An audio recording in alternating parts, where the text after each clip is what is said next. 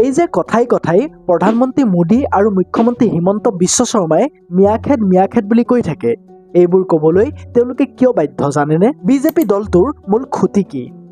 বিজেপিৰ আদিমূল RSSে কিয় ভাৰতৰ স্বাধীনতা আন্দোলনত অংশগ্ৰহণ কৰা নাছিল? আজিৰ এই ভিডিঅ'টোত RSS আৰু বিজেপিৰ বিষয়ে কিছুমান এনেকুৱা কথা জানিব পাৰিব যিবোৰ আপুনি আগতে কেতিয়াও জনা নাছিল, শুনা নাছিল। ভাৰতৰ স্বাধীনতা আন্দোলনৰ আঁৰত আছে সাহস, ত্যাগ আৰু ৰাজনৈতিক আন্দোলন, যিয়ে আমাৰ বৰ্তমানৰ ভাৰতখনক গঢ়ি তুলিছিল। এইখিনিতে বহুতৰে মনত প্ৰশ্ন আহে যে স্বাধীনতা আন্দোলনৰ সময়ত RSS ক'ত আছিল? এতিয়া যে ইমান দেশপ্ৰেম, ইমান ভাৰতৰ কথা ভাবা দেখুওৱা বিজেপিৰ RSSে কিয় দেশ স্বাধীন কৰাৰ কথা নাভাবি মাত্ৰ ব্ৰিটিছৰ লগত মিলা মিছা কৰি আছিল? কেনেকৈ আৰু কি পৰিস্থিতিত পৰি RSSৰ পৰা বিজেপি ভাগ হৈ ওলাই আহিছিল? 1947 চনৰ RSSৰ বিষয়ে বুজিব হলে আমি 1925 চনলৈ উভতি যাব লাগিব। নাগপুৰত কেশৱ বলিৰাম হেডগেৱাৰে অনুশাসিত ভাল চৰিত্ৰৰ হিন্দু যুৱক যুৱতী সৃষ্টিৰ লক্ষ্যৰে এটা সংগঠন গঠন কৰিছিল। এই গোটটোৰ নাম আছিল ৰাষ্ট্ৰীয় স্বয়ংসেৱক সংঘ, চমুকৈ RSS। ইয়াৰ লক্ষ্য আছিল সাংস্কৃতিক একত্ৰীকৰণ। সেই সময়ত ভাৰতীয় জাতীয় কংগ্ৰেছে ব্ৰিটিছৰ বিৰুদ্ধে অসহযোগ আন্দোলন, ভাৰত ত্যাগ আন্দোলন আদিৰ দৰে গণ আন্দোলনৰ নেতৃত্ব দিছিল। কিন্তু RSSৰ লক্ষ্য আৰু উদ্দেশ্য বেলেগ আছিল। এইখিনিৰ পৰাই বিতৰ্কৰ সৃষ্টি হয়। RSSে ব্ৰিটিছক সমৰ্থন কৰিছিল নেকি?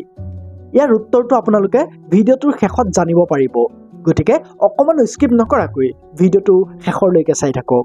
RSSে অসহযোগ আন্দোলন, 1942 চনৰ ভাৰত ত্যাগ আন্দোলন আদিৰ দৰে বৃহৎ স্বাধীনতা আন্দোলনত যোগদান কৰা নাছিল। যিখিনি সময়ত হাজাৰ হাজাৰ জাতীয় নেতাক ব্ৰিটিছে জেলত ভৰাই হাৰাশাস্তি কৰিছিল, সেইখিনি সময়ত কিন্তু RSSৰ নেতাসকলৰ লগত ব্ৰিটিছৰ এক মধুৰ সম্পৰ্ক আছিল। কিয়? ব্ৰিটিছে RSSক নন পলিটিকেল আৰু নট এ থ্ৰেট বুলি অভিহিত কৰিছিল। তেওঁলোকে প্ৰত্যক্ষভাৱে ব্ৰিটিছৰ বিৰোধিতা কৰা নাছিল। ৰাজনৈতিক আন্দোলনত যোগদান কৰিলে সংগঠনটো দুৰ্বল আৰু বিভাজন হ'ব বুলি RSSৰ নেতাসকলে যুক্তি আগবঢ়াইছিল। কিন্তু RSSে ব্ৰিটিছৰ বিৰুদ্ধে প্ৰতিবাদ নকৰাটোৱে ব্ৰিটিছৰ স্থিতিশীলতাত সহায় কৰা নাছিল নে? এতিয়া আমি 1945 চনৰ পৰা 1947 চনৰ সময়খিনিত RSS কেনে অৱস্থাত আছিল তাৰ বিষয়ে চাওঁ আহকচোন। লাহে লাহে ব্ৰিটিছে ভাৰতৰ পৰা গুচি যাব বুলি থিৰাং কৰিলে। কংগ্ৰেছ নেতাসকলে স্বাধীনতাৰ বাবে যুঁজা চলালে। মুছলিম লীগৰ নেতাসকলে পাকিস্তান দেশৰ বাবে জোৰ দিলে। হিন্দু মুছলিমৰ উত্তেজনা বাঢ়ি গ'ল। এই সময়খিনিতে RSSৰ দ্ৰুত সম্প্ৰসাৰণ হ'ল। হাজাৰ হাজাৰ যুৱকে RSSত যোগদান কৰিলে। এতিয়ালৈকে কিন্তু RSS নন পলিটিকেল পাৰ্টি হৈ আছে। তেওঁলোকে এতিয়াও ব্ৰিটিছৰ বিৰুদ্ধে প্ৰতিবাদ কৰাৰ কথা ভবা নাছিল। অৱশেষত 1947 চনত যেতিয়া ভাৰত স্বাধীন হ'ল, তেতিয়া RSSৰ নেতাসকলে দাবী কৰিছিল যে তেওঁলোকে সদায় এখন মুক্ত ভাৰত বিচাৰিছিল, কিন্তু ৰাজনৈতিক সংগ্ৰামৰ জৰিয়তে নহয়, সাংস্কৃতিক ঐক্যৰ জৰিয়তেহে। তেওঁলোকৰ কথাবোৰ ভালকৈ লক্ষ্য কৰি যাবচোন। তেওঁলোকে ভাৰতখন সাংস্কৃতিক ঐক্যৰ জৰিয়তে ব্ৰিটিছৰ পৰা স্বাধীন কৰাৰ কথা ভাবি আছিল। বাহ, কি উচ্চমানৰ চিন্তা! স্বাধীনতা সংগ্ৰামৰ সময়ত ব্ৰিটিছে এই সংগঠনটো নিষিদ্ধ কৰা নাছিল, কিন্তু 1948 চনত মহাত্মা গান্ধীৰ হত্যাৰ পিছত বিতৰ্ক বাঢ়ি আহিল। তেতিয়া RSSৰ ওপৰত সাময়িকভাৱে নিষেধাজ্ঞা আৰোপ কৰা হ'ল। কিয়? কাৰণ মহাত্মা গান্ধীৰ হত্যাকাৰী নাথুৰাম গডছে এই সংগঠনৰ বুলি সন্দেহ কৰা হৈছিল।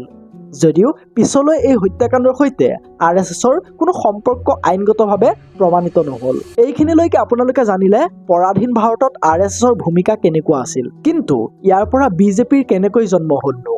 যেতিয়াই ভাৰত স্বাধীন হ'ল, তেতিয়াই RSSৰ নেতাসকলে ৰাজনীতিত জড়িত হোৱাৰ কথা ভাবিলে। কাৰণ এতিয়া ভাৰত এখন স্বাধীন গণতান্ত্ৰিক দেশ। ইয়াত ভয় কৰিবলৈ এতিয়া কোনো ব্ৰিটিছ নাই। সেইটো কাৰণেই 1951 চনত শ্যামা প্ৰসাদ মুখাৰ্জীয়ে RSSৰ নেতাৰ সহযোগত ভাৰতীয় জনসংঘ নামৰ এটা ৰাজনৈতিক দলৰ প্ৰতিষ্ঠা কৰে। এই দলটোৰ জৰিয়তেই RSSে ভাৰতৰ ৰাজনীতিত পোনপ্ৰথমবাৰৰ বাবে পোনপটীয়াকৈ যোগদান কৰে। জন্মৰ পৰাই এই দলটোৰ মূল লক্ষ্য আছিল নেহৰুৰ ধৰ্মনিৰপেক্ষতাৰ বিৰোধিতা কৰা, পাকিস্তানৰ বিৰুদ্ধে স্পষ্টভাৱে মাত মতা, জম্মু আৰু কাশ্মীৰ ভাৰতৰ লগত এক কৰা। আৰু যিহেতু RSS হিন্দুত্ববাদী সংগঠন, গতিকে এই ৰাজনৈতিক দলটোৱেও প্ৰথমৰ পৰাই মুছলিম বা আন ধৰ্মৰ বিৰোধী আছিল। এই দলটোত RSSৰ প্ৰভাৱ লাহে লাহে বাঢ়িব ধৰে। 60-70 দশক মানলৈ ভাৰতীয় জনসংঘৰ ভিতৰত RSSৰ স্বেচ্ছাসেৱকসকলেই মুখ্য ভূমিকা পালন কৰিছিল। 1977 চনত জনসংঘ জনতা পাৰ্টিৰ লগত একত্ৰিত হয়। কিন্তু তাতো RSSৰ নেতাসকলৰ অধিক দাদাগিৰিৰ বাবে দলটোৰ আকৌ বিভাজন হয়। তাৰ পৰাই সৃষ্টি হৈছিল ভাৰতীয় জনতা পাৰ্টিৰ। এই নতুন ৰাজনৈতিক দলটোৰ যি লক্ষ্য উদ্দেশ্য বনোৱা হৈছিল সেয়া সম্পূৰ্ণৰূপে RSSৰ প্ৰভাৱত পৰি কৰা হৈছিল। 1990ৰ পৰা 2000 চনমানত ভাৰতীয় জনতা পাৰ্টিৰ জনপ্ৰিয়তা দ্ৰুতগতিত বৃদ্ধি পালে, কাৰণ তেওঁলোকে হিন্দুৰ কথা কৈ ৰাম জন্মভূমি আন্দোলনে, 1992 চনত বাবৰি মছজিদ ভাঙি পেলোৱা ঘটনাই আৰু 1990 চনত LK আদৱানীৰ ৰথ যাত্ৰাই বিজেপিক সমগ্ৰ ভাৰততেই এক শক্তিশালী ৰূপত থিয় হোৱাত সহায় কৰিছিল। কিন্তু ভাৰতৰ স্বাধীনতাত RSSৰ ভূমিকা কিয় নাছিল? কিয় তেওঁলোকে ৰাজনৈতিক সংগ্ৰামতকৈ সাংস্কৃতিক কামত বাছি লৈছিল? তেওঁলোকে ব্ৰিটিছক ভয় কৰি চলিছিল নেকি? তেওঁলোকৰ এই স্থিতিয়ে ভাৰতৰ স্বাধীনতা সংগ্ৰামত সহায় কৰিছিল নে ক্ষতি কৰিছিল? ইয়াৰ ব্যাখ্যা বহুজনে বহু ধৰণে দিয়ে, কিন্তু এটা কথা ঠিক যে সেই সময়ত RSSে ব্ৰিটিছলৈ ভয় কৰিছিল। নহ'লে কিয় ব্ৰিটিছ যোৱাৰ পিছতহে তেওঁলোকে ৰাজনীতিত নামি পৰিছিল? বাৰু ইতিহাসে RSS তথা বিজেপিক কেনেকৈ মনত ৰাখিব লাগে বুলি আপুনি ভাবে? কমেণ্ট কৰি জনাওকচোন। লগতে এই চেনেলটো ছাবস্ক্ৰাইব কৰিবলৈ নাপাহৰিব। এই ভিডিঅ'টো শেষলৈকে চোৱাৰ বাবে আপোনাক বহুত বহুত ধন্যবাদ। লগ পাম এটা নতুন ভিডিঅ'ৰ সৈতে। জয় আই অসম।